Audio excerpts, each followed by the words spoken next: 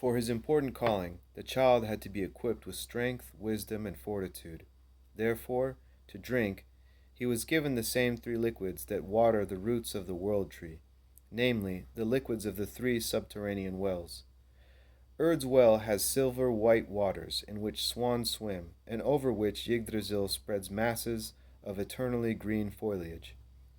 Everything that comes into contact with this well's water becomes shining white in color and remarkably strong, because the water gives everything in the world its physical life, and therefore it's called Earth's strength. The child got his first drink from there. From there he was taken to Mimir's well. It is adorned with a sevenfold border of gold, and the seeds of poetry grow around its reed-wreathed rim. Mimir gave the child a drink of his well's mead, which contains creative power, poetic inspiration, and wisdom. The child was then taken to the well Hvergomir, where he received a drink of its cool, fortifying water. On the shores of Vanaheim, a boat was prepared for Heimdall's journey to Midgard.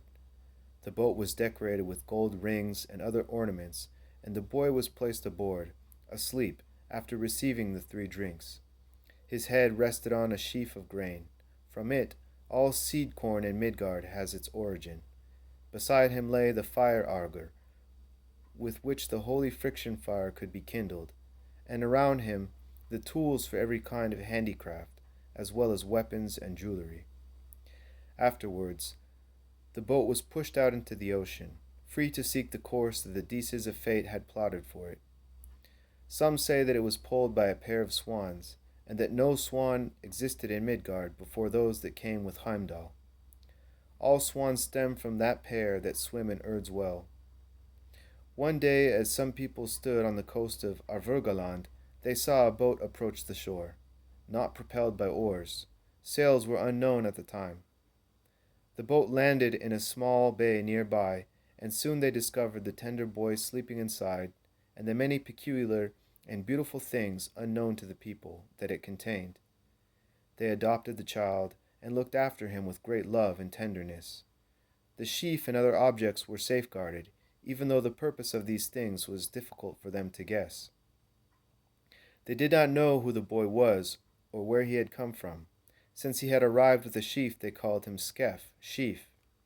He grew up among them, and while yet young in years, became their adviser and teacher in agriculture and in all handicrafts, as well as in the runes of time and the runes of eternity, worldly knowledge and religion. Once he had grown into a young man, they made him their ruler and called him Rig, chief.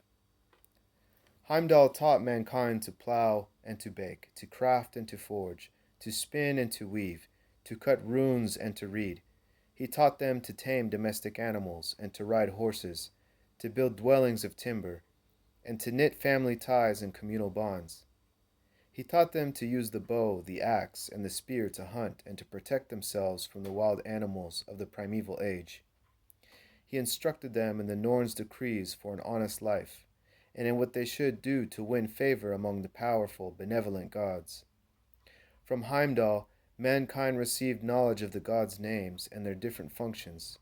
He had them build altars and temples to the gods, and with the fire auger produced the pure fire, which alone is worthy to burn in their service.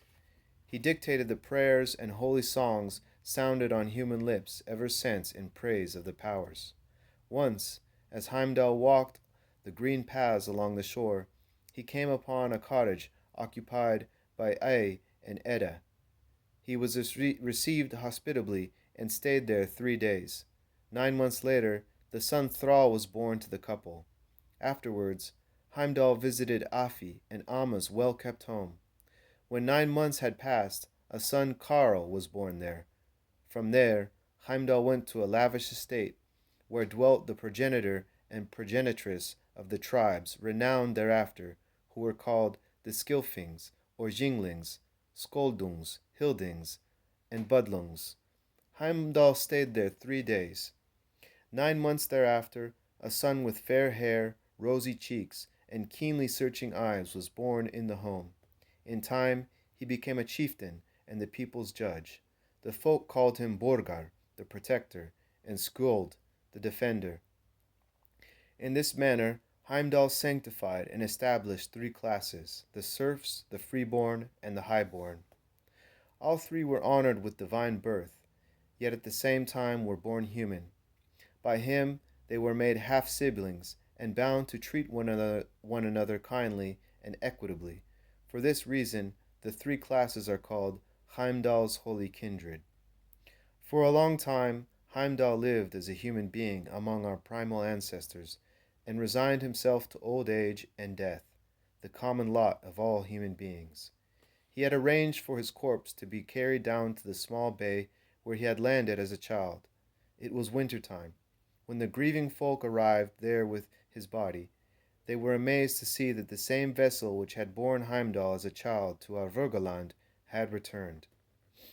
The ring-decorated boat lay there glistening with rime frost and ice, ready to return to the sea again. Heimdall's body was laid in the boat, and the grateful human beings heaped precious objects around it, no fewer than those with which he arrived.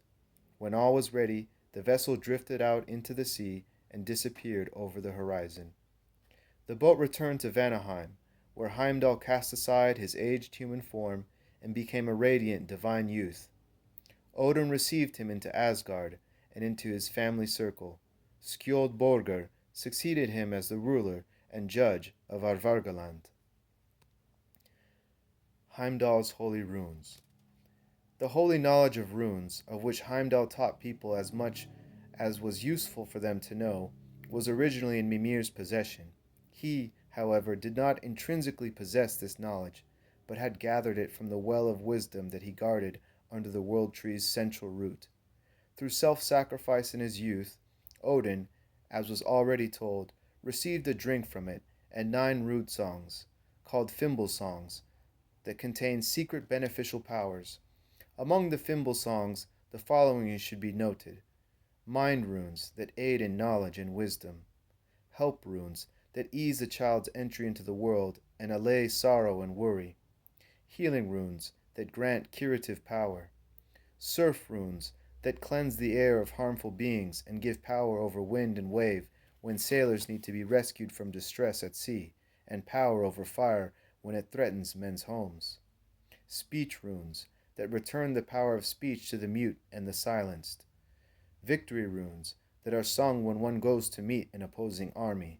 Then the warriors raise their shields level with their upper lips and sing in low tones, so that their many voices blend together in a dull roar, like breakers on the shore. If they hear Odin's voice join in with their own, then they know that he will grant them victory. It is said, if he sings under their shields, they will become victors on the battlefield. Mind runes are of various types and comprise both earthly and spiritual wisdom. They have been sought after by men and women, high-born and low-born. So too healing runes, which are handed down within some noble families. A prayer about the healing runes runs like this: Hail to the Aesir, hail to the Aesir, hail to the beneficent earth, the earth goddess Frigg. The power of words and spiritual cultivation grant to us, and healing hands while we live.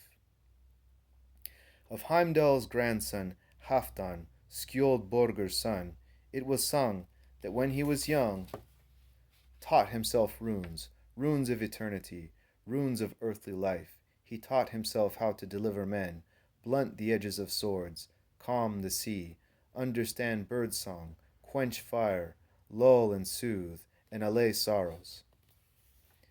Measures were taken in the early days to spread these beneficial runes among all races of being. Odin spread them among the Aesir. The elf Dane and Mimir's son Dvalin spread them among the elves and the dwarves. Through Heimdall they came to mankind. The good gift was blended with the holy mead and sent forth far and wide. Therefore, they are with the Aesir and with the elves, some are with the wise Vanir, and some among the children of human beings. Nor had the giants been spared a share. They too took part in the primeval peace compact, and Mimir sent them runes which formed the basis of that knowledge found among the tribes of Jotunheim, and afterwards put to ill use by them.